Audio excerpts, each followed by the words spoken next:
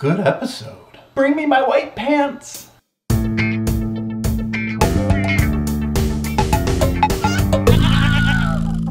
Hello, Throners. Kenny here, back from the dead with another fantastic episode of AxeyFabulous. Yes, I was sick last week.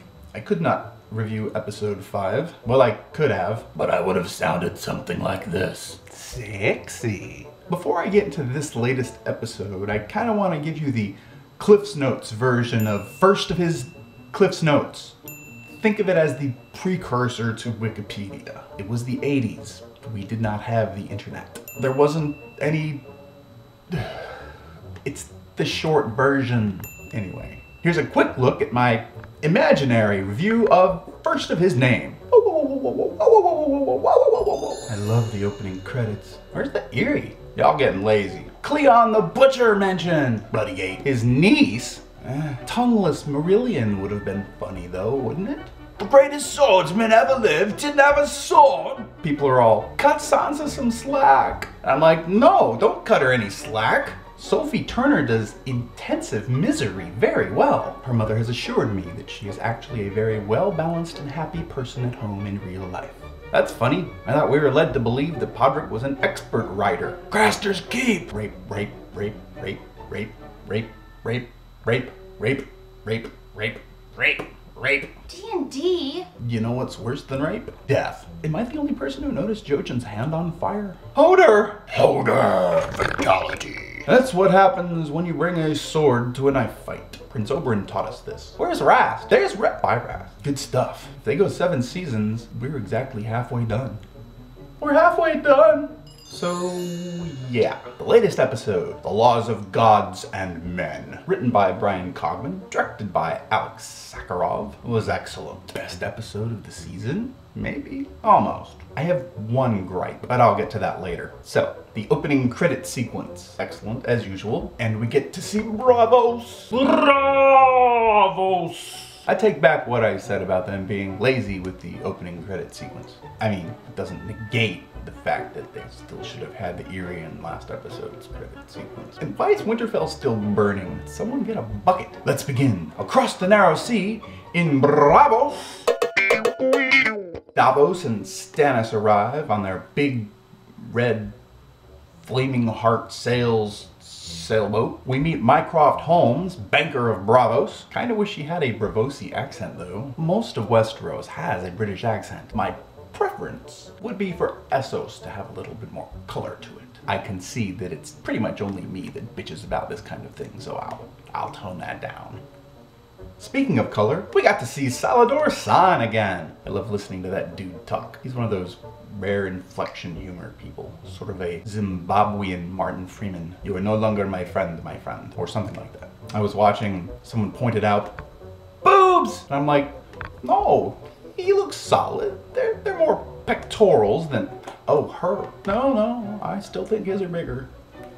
Meanwhile, on the outskirts of Meereen, goats! Well, there goes more of the CGI budget. Looked good though. Inside the city, Dany receives supplicants. Only 212 more to go. I get that she has that tired look. I might be tired too, but let's be real. At least she gets to sit down. Missandei all, ugh. Jorah in his armor all, ugh.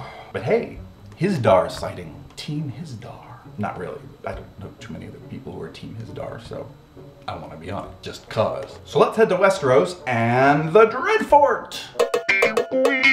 Good to see Yara. Nice stirring speech she made. Ramsay asks her, how fast can you run? Apparently at the speed of plot. I mean, she was so slow she couldn't take the 2 necessary steps it took to walk over and stab a naked guy who was fumbling with a key on a medieval padlock.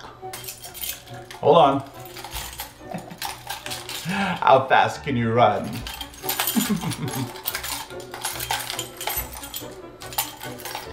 I have my problems with this scene. And yes, the point was made that it wasn't for naught. Yara did basically find out that her brother was a lost cause.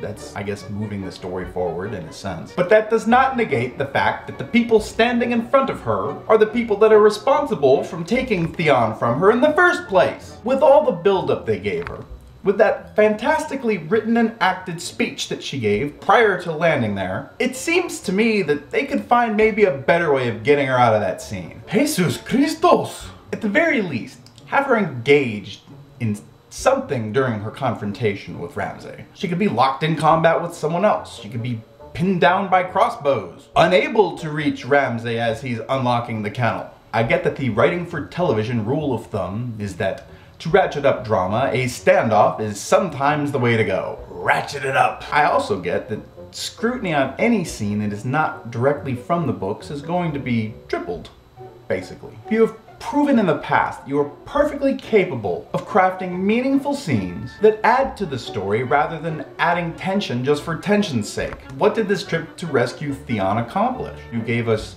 Yara's realization that her brother is truly lost. It does not negate her need for vengeance. I hope that's addressed. The good news is, the rest was awesome. The scene between Ramsay and Reek had all sorts of interesting psychological twitches, including the twitch the show gave the viewing audience. Breaches 2, Reek. Audience. No, we don't know. They didn't show it. I guess that's good. I was curious, but I'm weird. So let's go to King's Landing. So the trial. So all Tyrion has to do is enter a formal plea for mercy and ask to be sent to the wall. Keep your mouth shut. No more outbursts. People rave about Peter Dinklage's performance. As well they should. I'll get to that in a moment. But can we talk about synergy? It's one thing to say, in Nina Gold we trust, and we do. But the actors on this show seem to continually up their game, especially when in the presence of some of the show's other great actors. Lena Headey and Nikolai Coster-Waldau had so few actual lines, but they killed it with the nonverbals. That was excellent. And Charles Dance, he needed one word. Done. Bam! Sibel Kelly as Shay. This is a woman who we know can act, playing someone who wears her heart on her sleeve and basically can't act at all. Posture, face, all very stiff, but the eyes, it's all in the eyes. I love what Shay has become in the show. Way better than book Shay. I can't wait to see why she flipped, not only on Tyrion, but on Sansa. Show, don't screw that up. I'm still wondering whether or not Bronn betrayed Tyrion. It's possible. Peter Dinklage, further proof why he was the first name on Dan and Dave's shortlist. No, that wasn't a short joke. It was in fact a very short list. It had one person on it. Peter Dinklage. Now, of course, after the episode, people are kind of demanding an Emmy. I kind of agree. He got one for supporting actor. This one would definitely be in the lead actor category. Will he be nominated? Guaranteed. Will he win against Walter White's final season? That's rough. Anyway, all in all, very good episode. But my opinion means nothing. Peter Dinklage! Facebook! What say you? I like that. Tumblr, Dinklage? All the feels. Joey, Dinklage? 6 seasons in a movie!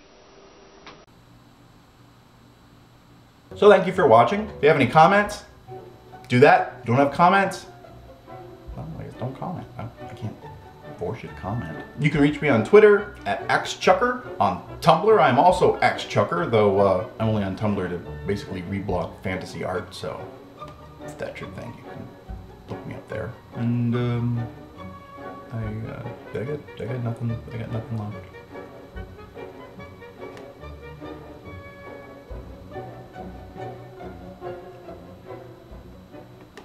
Next episode, Snow Castle of Winterfell. Snow Castle. Book readers know what I'm talking about. I'm kind of crying already.